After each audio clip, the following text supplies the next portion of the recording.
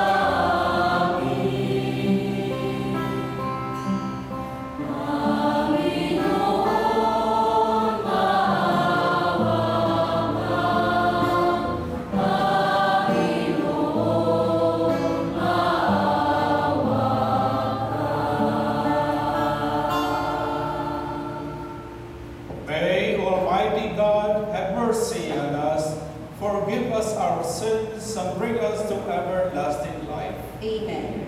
Glory to God in the highest.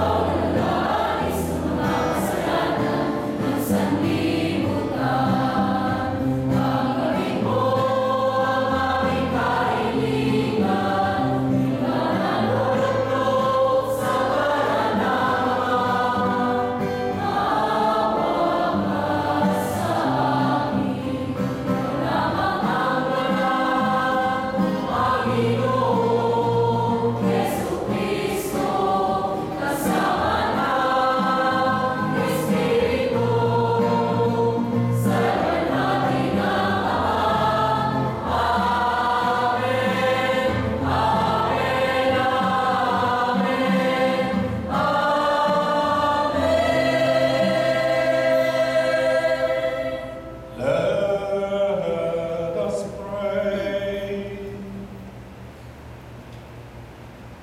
God of might and giver of every good gift, put into our hearts the love of your name, so that by deepening our sense of reverence, you may nurture in us what is good, and by your watchful care, keep safe what you have nurtured. Through our Lord Jesus Christ, your Son, who lives and reigns with you in the unity of the Holy Spirit, one God, forever and ever.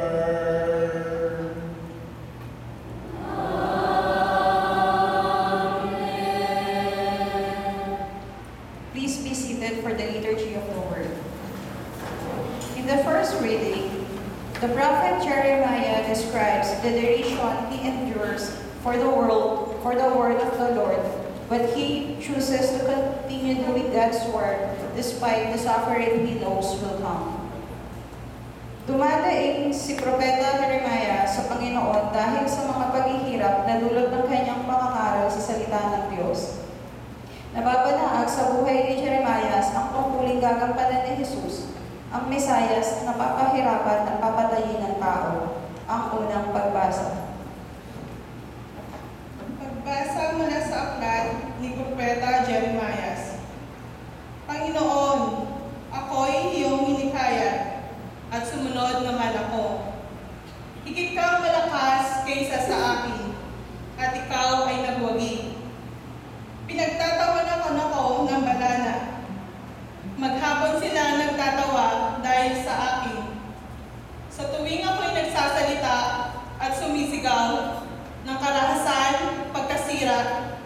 Pinagtatawanan nila ako at inuuya, sapagkat ipinapahayag ko ang iyong salita.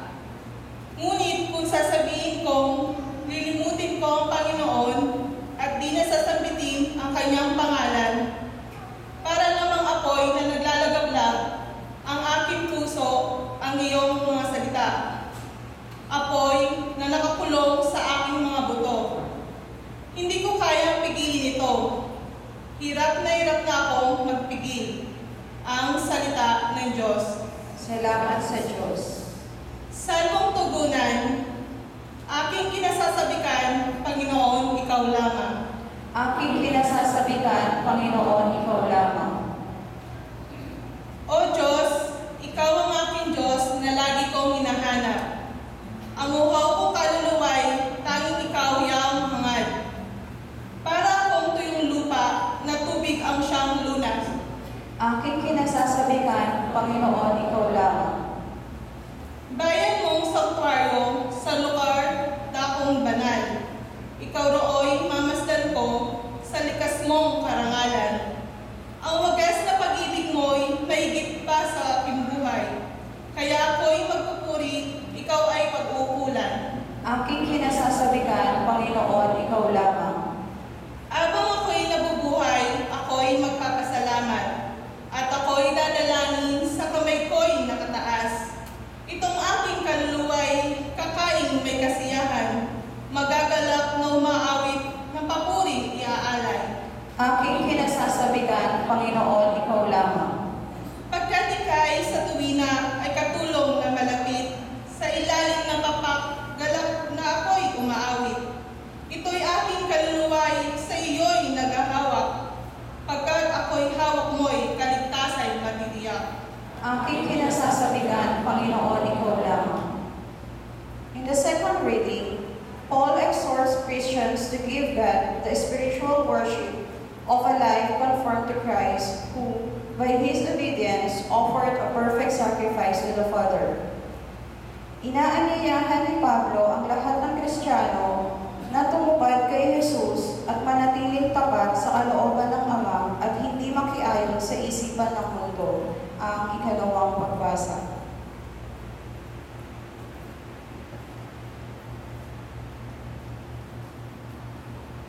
Pagbasa mula sa sulat ni San Pablo sa mga taga-Roma. Mga kapatid, alang-alang sa masaganang habag ng Diyos sa atin, ako'y namamanhik sa inyo. Ialay ninyo ang inyong sarili bilang handog ng buhay, banal at kalugod-lugod sa Kanya. Ito ang karapat-dapat na pagsamba ninyo sa Diyos. Huwag kayong umayon sa takbo ng mundong ito. Mag-iba na kayo at magbago ng isip upang mabatid ninyo ang kalooban ng Diyos, kung ano ang mabuti na kalulugod sa Kanya at talagang ganap. Ang salita ng Diyos. Salamat sa Diyos. Please all stand to honor the Holy Gospel.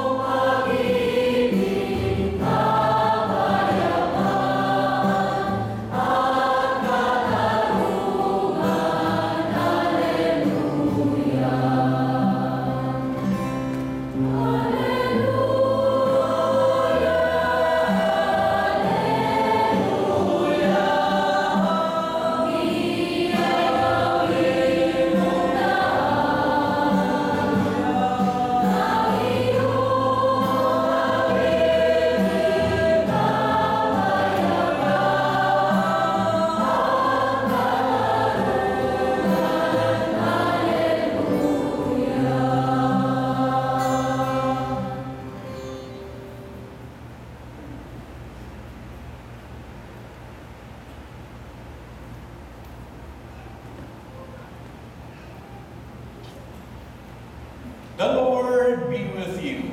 And with your spirit. A reading from the Holy Gospel according to Matthew. Glory to you, O Lord.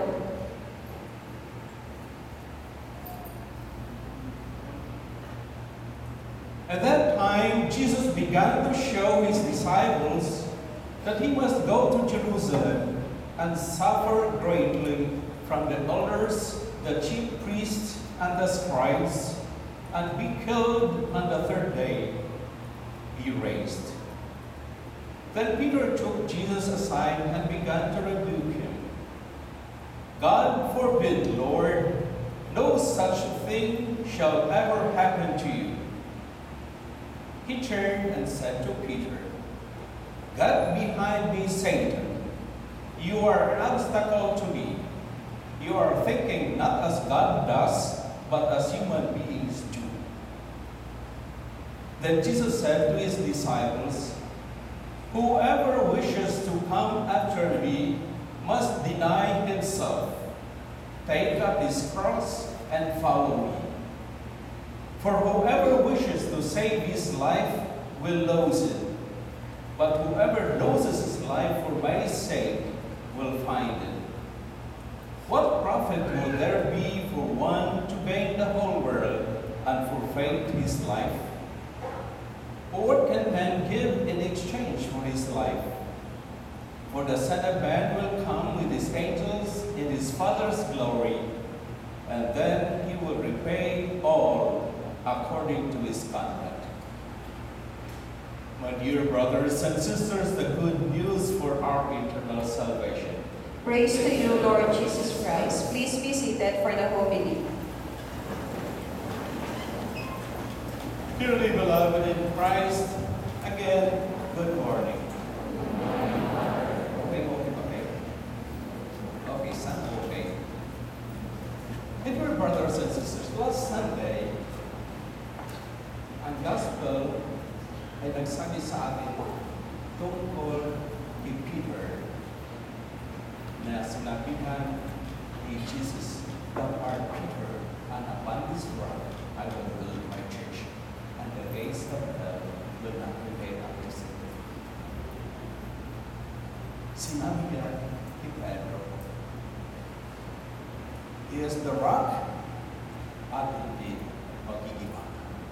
Strength. Ngayon naman, nagkakaiba ang sinasabi sa atin ng ating Panginoon sa Gospel. The Gospel tells us, Jesus said to his disciples that he must go to Jerusalem and suffer greatly. Magdudusa siya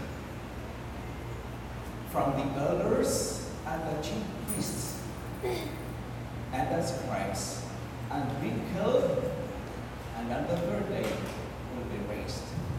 Imagine.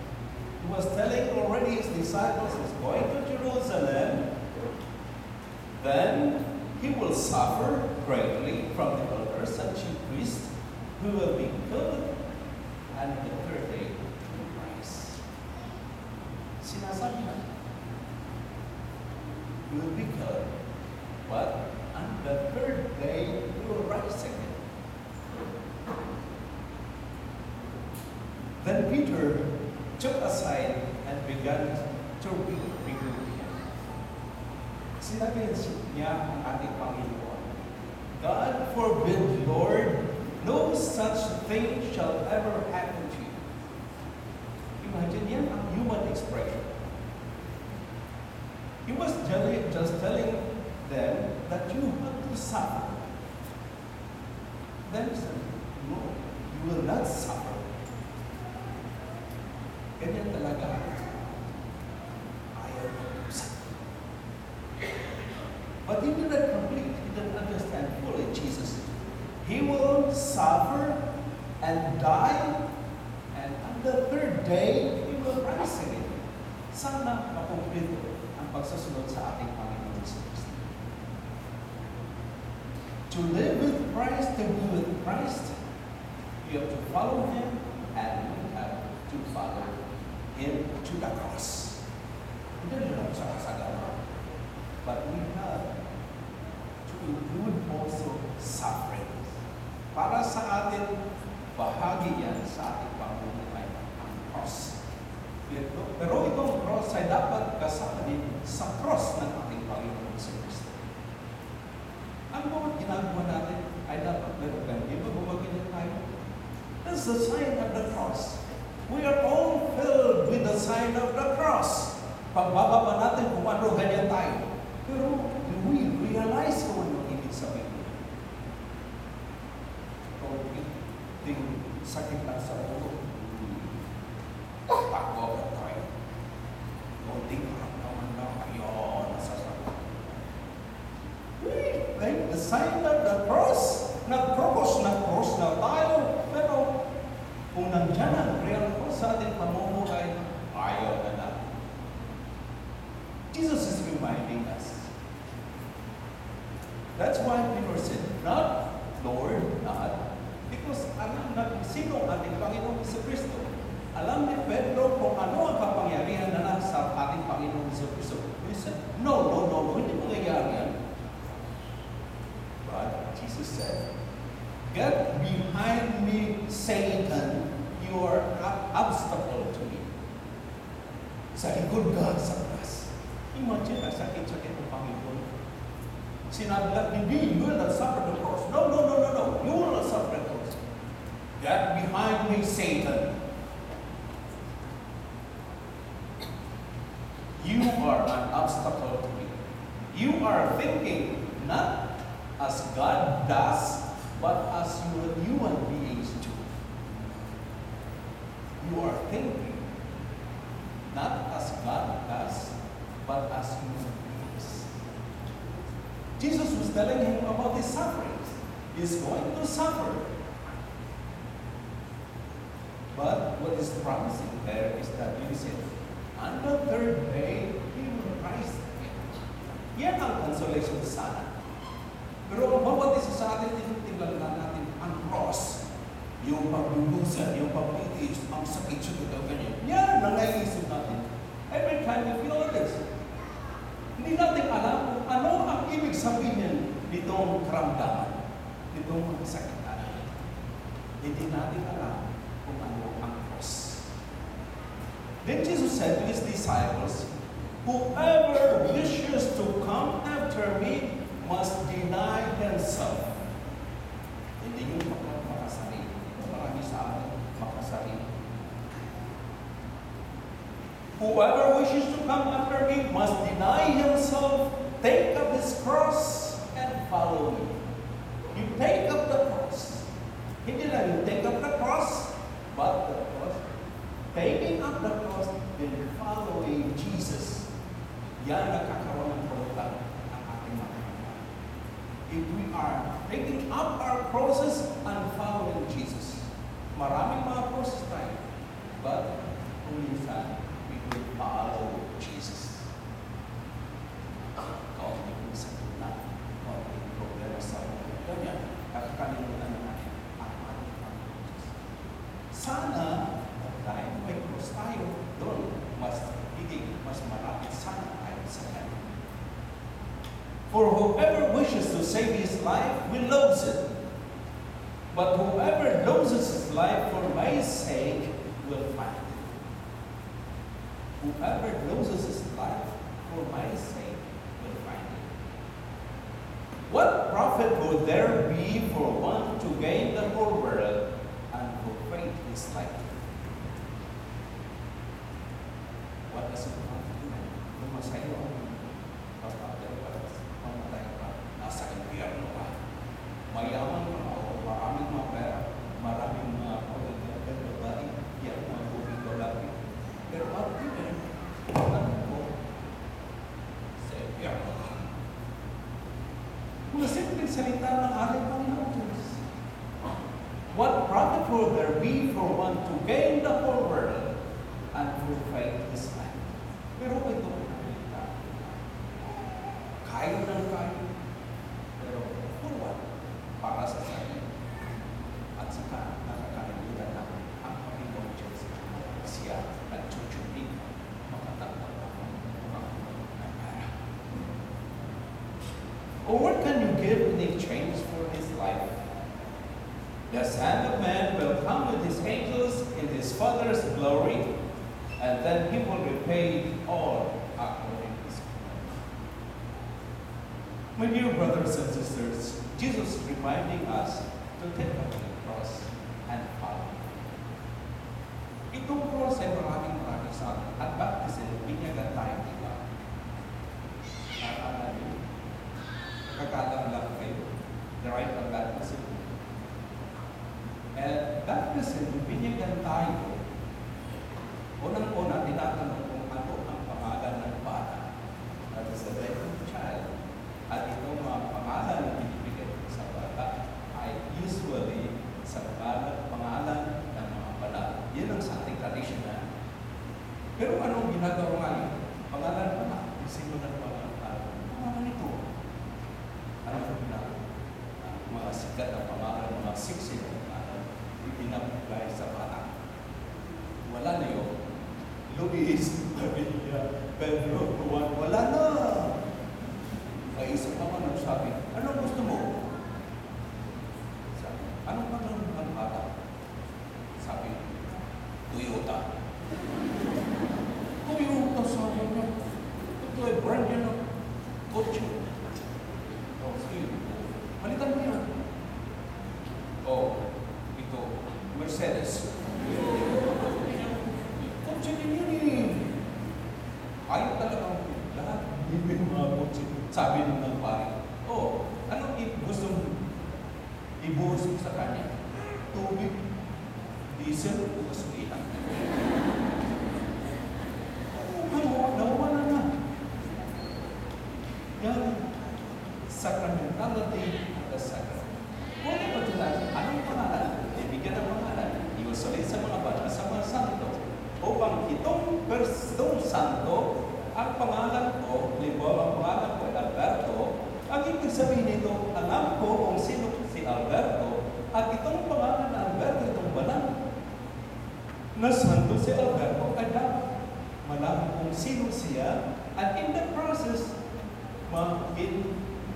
buwaran siya sa aking buhay. And his virtues, yun ang mga traditional.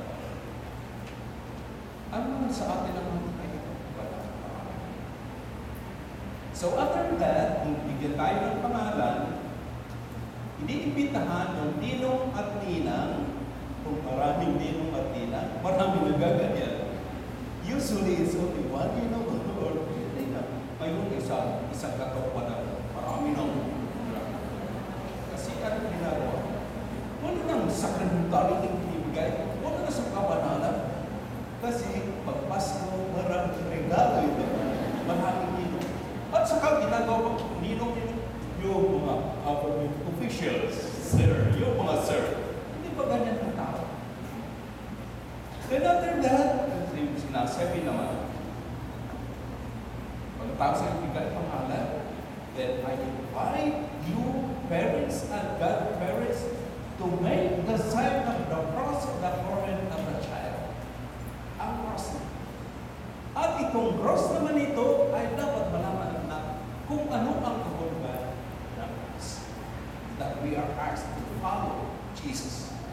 To follow Jesus, and following Jesus is not so easy. To follow Jesus, even in his sufferings. My dear brothers and sisters, ang tunggay sa akin. We are made to be happy. But also, part of our happiness is also the cross. So, many saints say, we suffer and die with Jesus at the cross, we will also rise with him. And simple lang. If we follow Jesus here in this life, if we live and die with Jesus, we will also rise with him. So, my dear brothers and sisters, kanya lang ang simple buhay ang pagsunod ng Kristo. We have to follow Jesus all the way in the cross. After this, magkakaroon tayo ng commissioning. Yung mga volunteers at the church na maglilingkod tutulong sa simbahan. Ito ay volunteers. ito ay parte din sa buhay Kristiyano, yung paglilingkod sa kapwa-tao. Ang ibig sabihin nito, kung tayo naglilingkod, we cannot escape from the cross. Cross din dito sa ating buhay. Pero this crosses we have, we can gain eternal life. Please come forward, all the new volunteers for lay ministry, altar servers, and asherettes.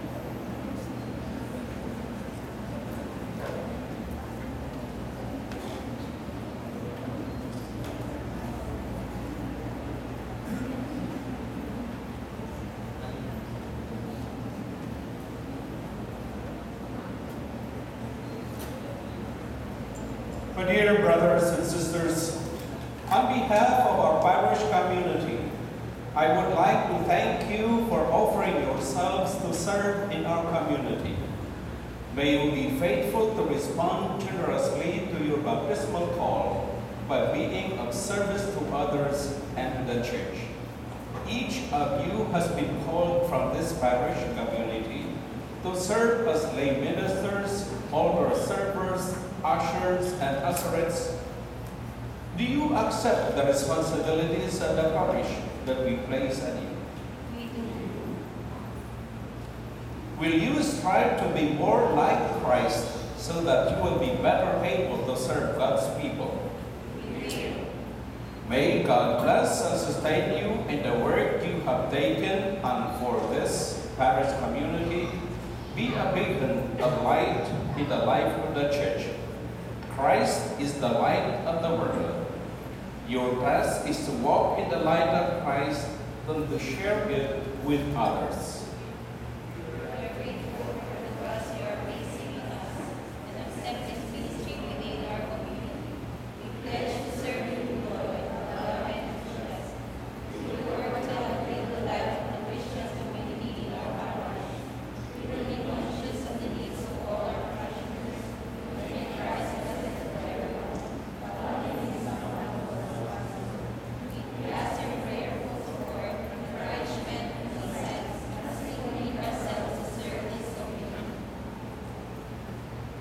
I now ask the community to please stand and extend your hand.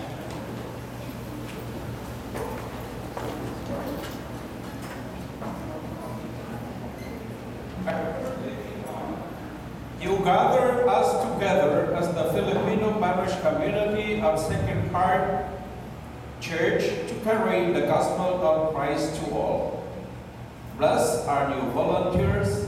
Let your Spirit enlighten their minds and guide all their actions, that they may be renewed in faith, united in love, and bring to fulfillment the work of your church to your greater honor and glory.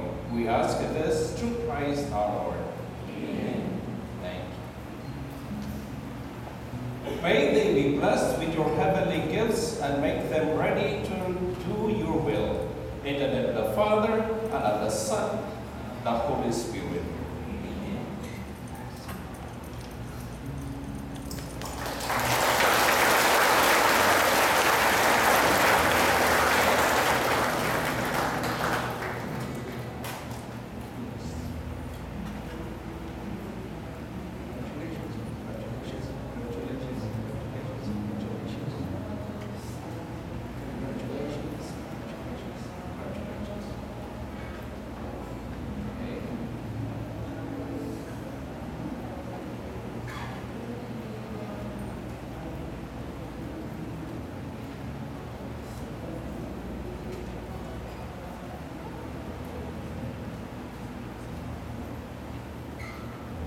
Please remain standing.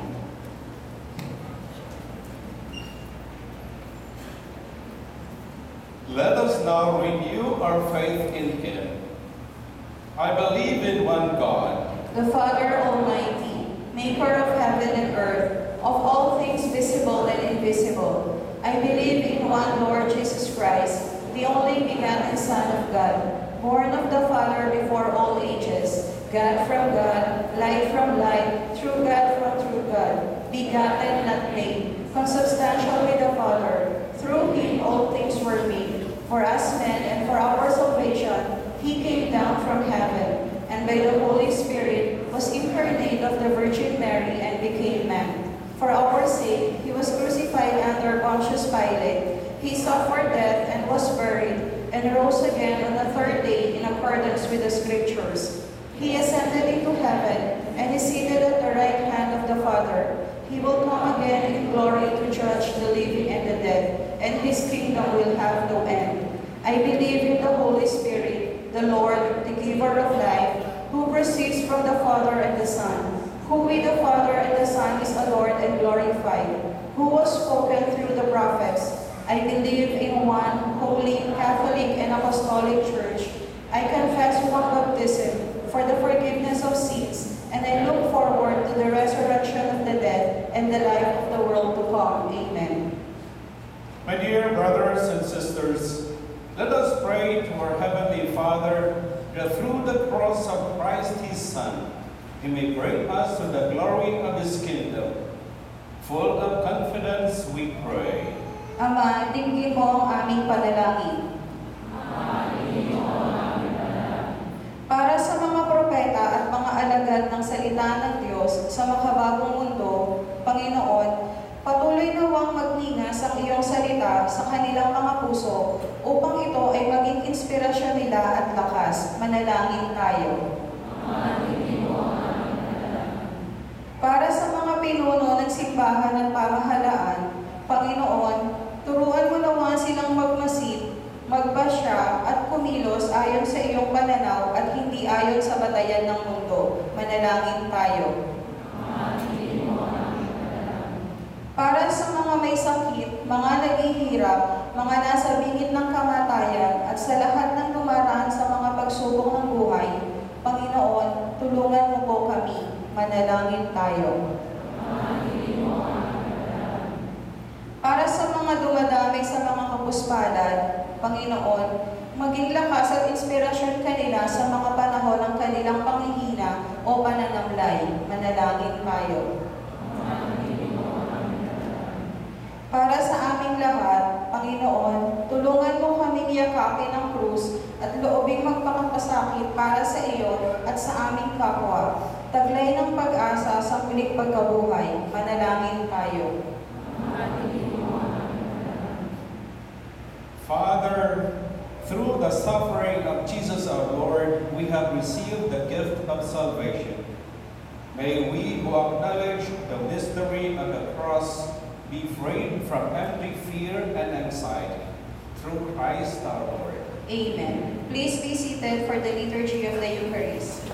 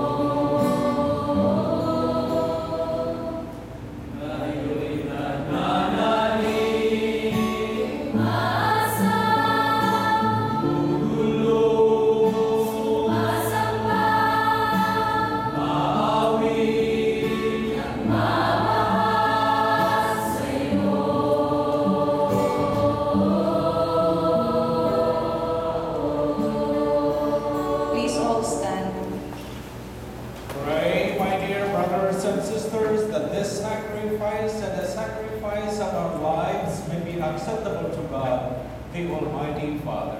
May the Lord accept the sacrifice at your hands for the praise and glory of his name, for our good and the good of all his holy church. May this sacred offering, O Lord, confer on us always the blessing of salvation, that what it celebrates in mystery, it may accomplish in power through Christ our Lord. Amen. The Lord be with you.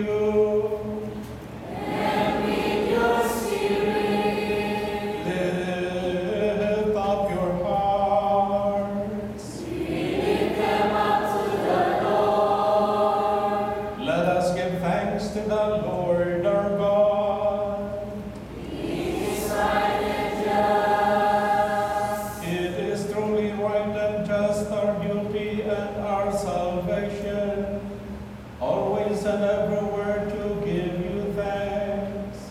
Lord, Holy Father, Almighty and eternal God, through Christ our Lord.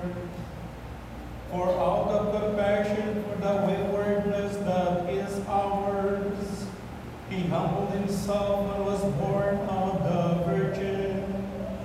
By the passion of the cross, he freed us from unending death, and by rising from the dead, he gave us life eternal. And so with angels and archangels, with thrones and dominions, and with all the hosts and powers of heaven, we sing the hymn of your glory, as without end we acclaim.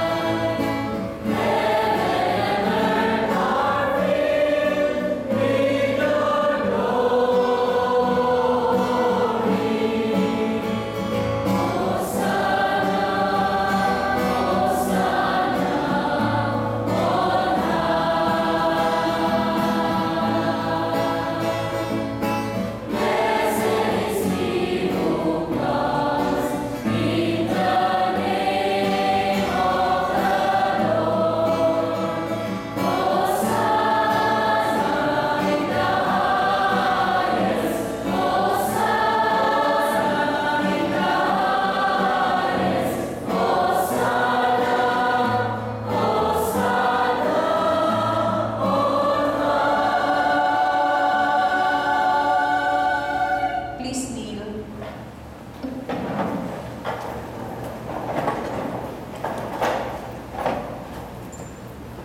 You are indeed holy, O Lord, the fount of all holiness. Make holy, therefore, these gifts, we pray, by sending down your Spirit upon them like the dewfall, so that they may become for us the body and blood of our Lord Jesus Christ. At the time he was betrayed and entered willingly into his passion, he took bread, and giving thanks, broke it, gave it to his disciples, saying, "Take this, all of you, and eat of it, for this is my body, which will be given up for you."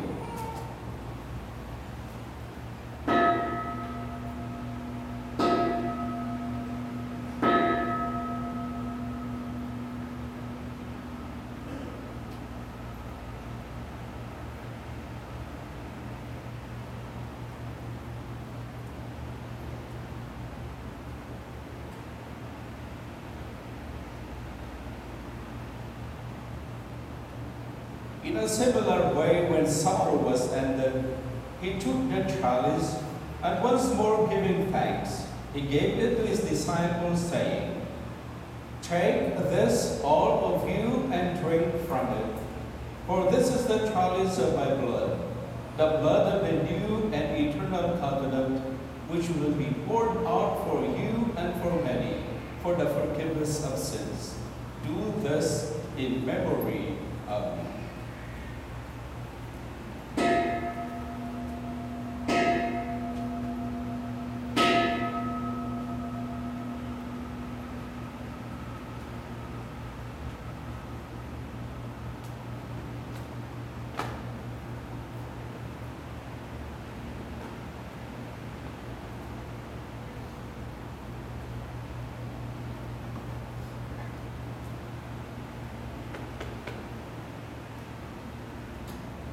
Let us proclaim the mystery of faith.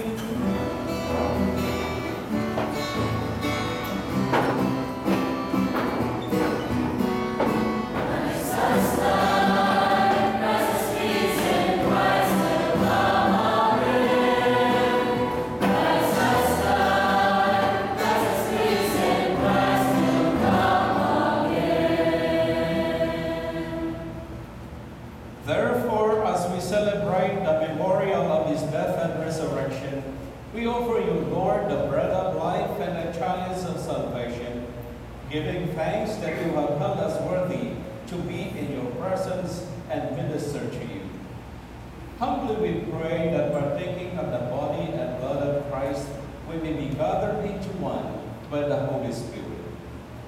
Remember, Lord, your church spread throughout the world, and bring her to the fullness of charity, together with Francis, our Pope, and John Baptist, our Bishop, and all the clergy. Remember also our brothers and sisters who have fallen asleep in the hope of the resurrection, and all who have died in your mercy. Welcome them into the light of your face.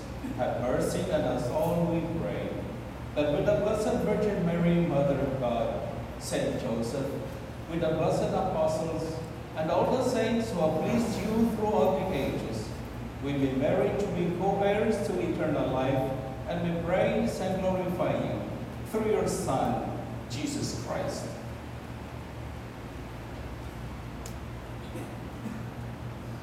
Through him and with him and in him, O God, Almighty Father, in the unity of the Holy Spirit, all glory and honor is yours forever and ever.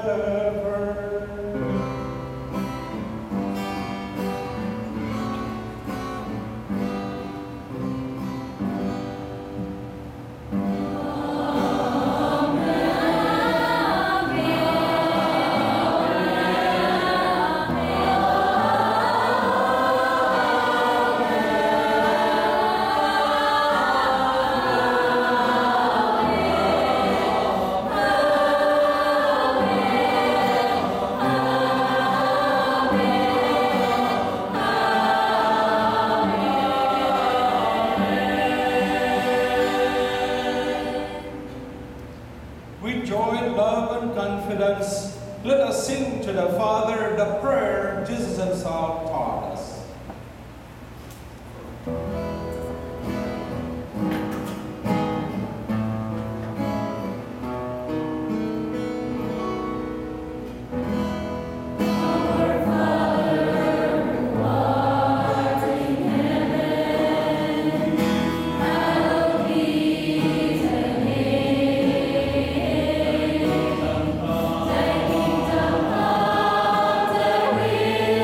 Be done.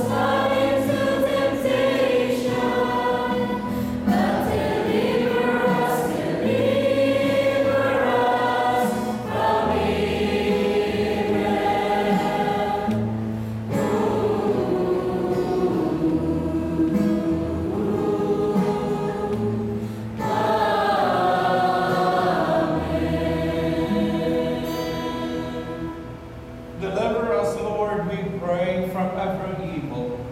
Graciously grant peace in our days, that by the help of your mercy we may be always free from sin and safe from all distress, as we await the blessed hope and the coming of our Savior, Jesus Christ.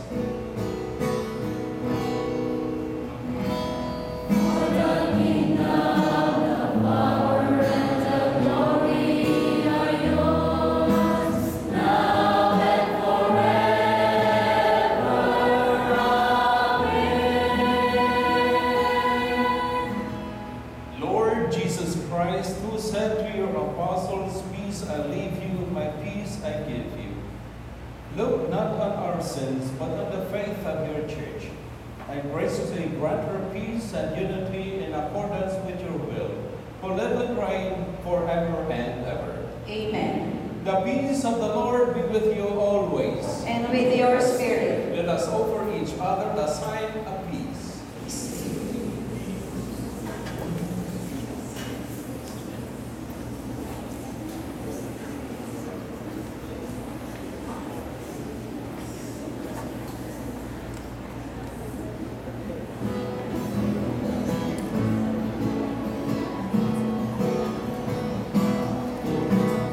This is what I give you, my friend.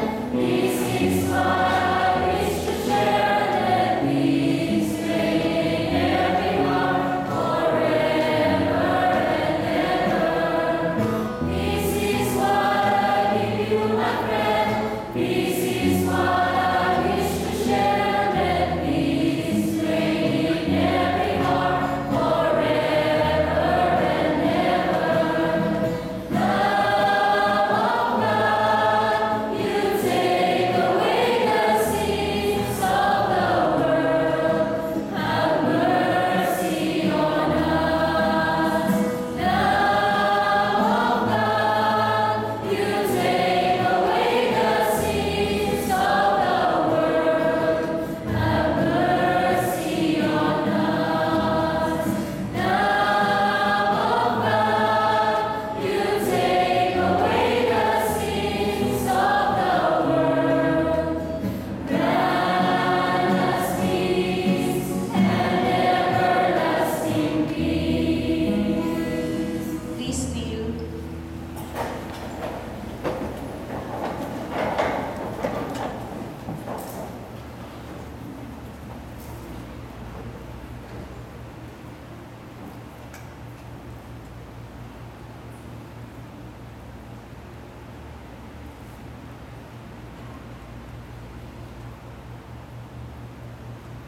My dear brothers and sisters, this is Jesus who tells us today, if you want to follow me, take up your cross. The Lamb of God who takes away the sins of the world, happy are we who are called to his banquet. Lord, I am not worthy that you should enter under my roof, but only say the word and my soul shall be healed.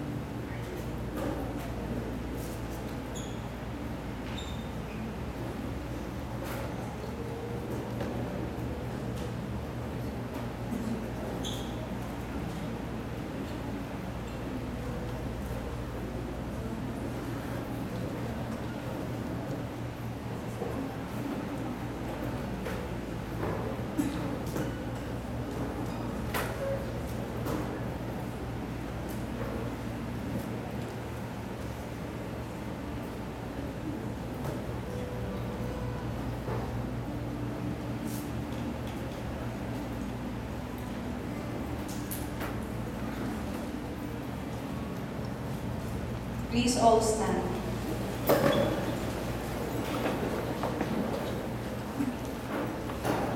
Let us pray.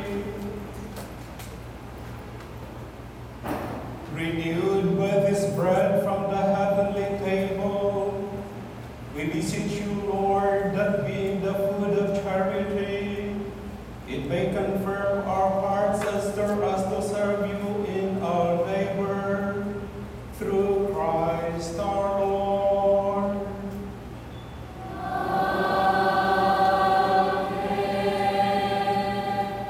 Please be seated for some announcement.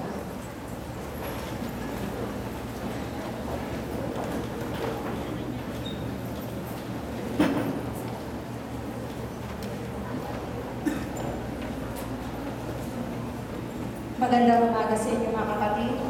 Amin pong inaanyala kung sino man ang interesado na maging volunteer para sa kanilang ministries, lalo-lalo sa ating choir, ng PM, sana magdala ng form na nakalagay sa entrance ng ating simbahan o kaya ay lumapit sa ating mga volunteers upang makuha ng mga detalye. Maraming salamat po. Ang seminar naman po para sa lector and commentators, yung mga nagbabasa po, yung mga readers natin, ay gaganapin sa September 14. Sa ganap na alas 2 ng alas 4:30 ng hapon. Approach nyo lang po lahat ng volunteers kahit sino sa ating mga volunteers. Lumapit lang po ay sa kanila. Maraming salamat po. Sa ngalan ng ating simbahan at ng Hope Worker Center, nais natin i-welcome yung mga na nakadalo sa ating banal na misa dito sa Ikatlong Siglo. Welcome sa mga lahat. Ang HWC at ang ating simbahan ay taus-puso nagpapasalamat sa ating mga volunteers mula sa iba't ibang ministries na nagbibigay ng suporta at serbisyo mula noon hanggang ngayon. Salamat po. Maraming salamat po. At nais din po namin i-welcome yung mga bagong members ng altar servers, ng lay ministers at ng ushers.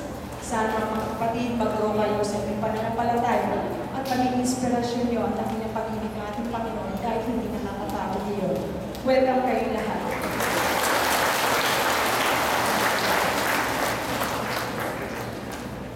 In behalf of Sacred Heart Jesus Church and Hope Worker Center, we would like to award a certificate of appreciation to Darby Apilieto for his invaluable service and dedication as an altar server.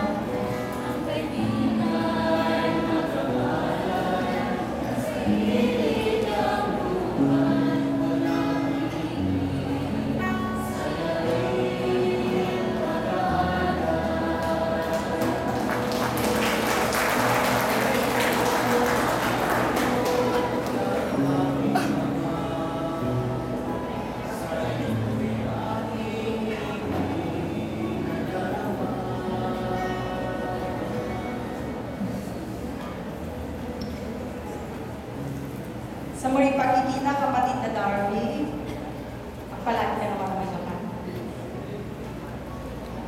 In behalf of the Sacred Heart Jesus Church and the Hope Worker Center, we'd like to thank Father Alberto Valdo for presiding our Mass this morning.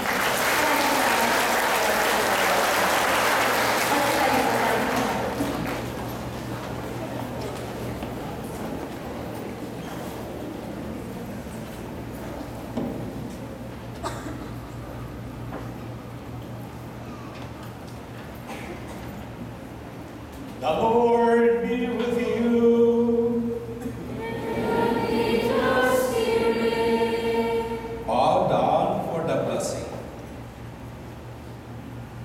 May Almighty God bless you in His kindness and pour out saving wisdom upon you. Amen. May He nourish you always with the teachings of the faith and make you persevere in holy deeds. Amen. May He turn your steps towards Himself and show you the path of charity and peace. Amen. And may the blessing of Almighty God, the Father, and the Son, and the Holy Spirit come down upon you and remain with you forever. Amen. The Mass is ended. Go in peace to love and serve the Lord, and may you have a nice week. Thanks be to God.